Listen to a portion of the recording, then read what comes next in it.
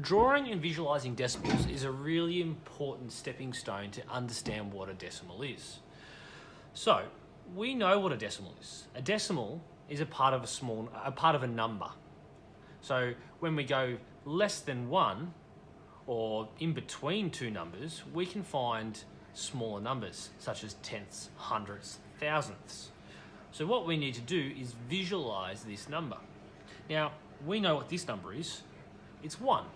So, I'll write the number 1 on it. This is our 1's place value. I have 1 square. Now, if I flip it over, you can see that my 1 has turned into 10 equal parts.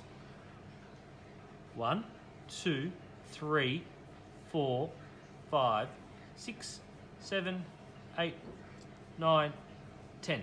10 equal parts. And what we do, we call these tenths. Now, the little hint is in the name. 10. So there are 10 equal parts. Tenths is our name. So if I wanted to draw 3 tenths, I would have 3 parts shaded in out of 10. Now, excuse my shading in, it is not the best. I expect better from you. Get as close as you can to the edges. Year 6 standard, remember, is still important. Take pride in your work. So that's not too bad for a video. So this is 3 tenths. It is still part of my 1. I've got 3 parts of my entire. So I could write this as 0 ones and 3 tenths because I don't have everything shaded in. So 3 tenths. Or I could write it as 3 tenths in a fraction form. Or I could write it as a name, 3 tenths. Each of these names has the same value, just like our other renaming of whole numbers. We've just simply changed them the way they look.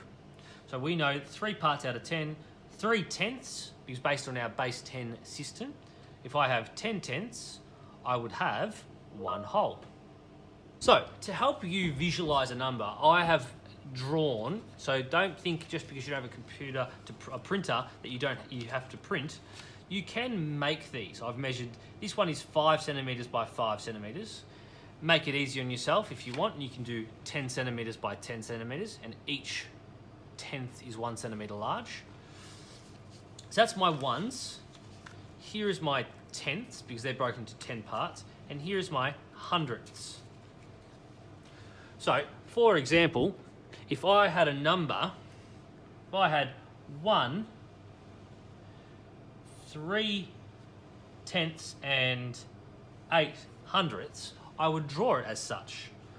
I would draw shaded in my 1 whole, just like so. I would shade in my 3 tenths.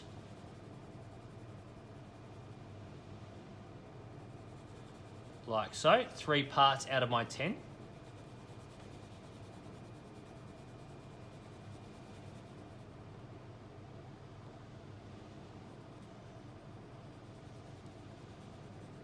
Remember Year 6 standard, so shade it all in, make sure it's neat and tidy. 3 tenths. And here, I've got hundredths. Now, the reason why we call them hundredths, because there are 100 equal parts.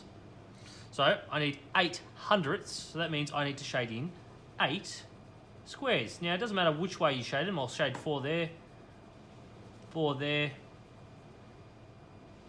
and 2 here. I could shade 1 whole column, well, not 1 whole column, 8 in the same column. It doesn't matter how I shade it. So 1 and 3 tenths and 8 hundredths. That's my number, and that's what it looks like. Now, this number can be I can look at it in a different way. We often say 1 and 38 hundredths. So I'm going to move my tenths up. I'm going to move my eighths. And what I'm going to get is my hundredths, my next hundredths square. Here it is. So we know that 1/10 is equal to 10 hundredths.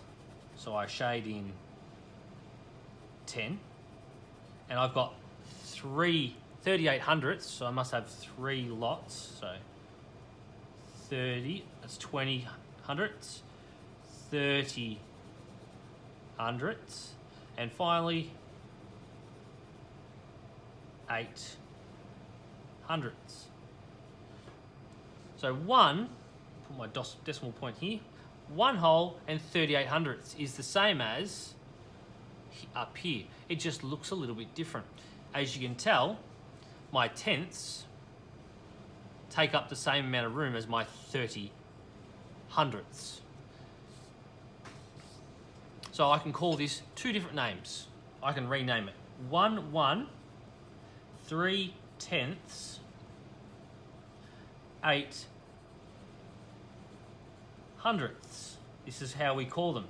Or 1 38 hundredths.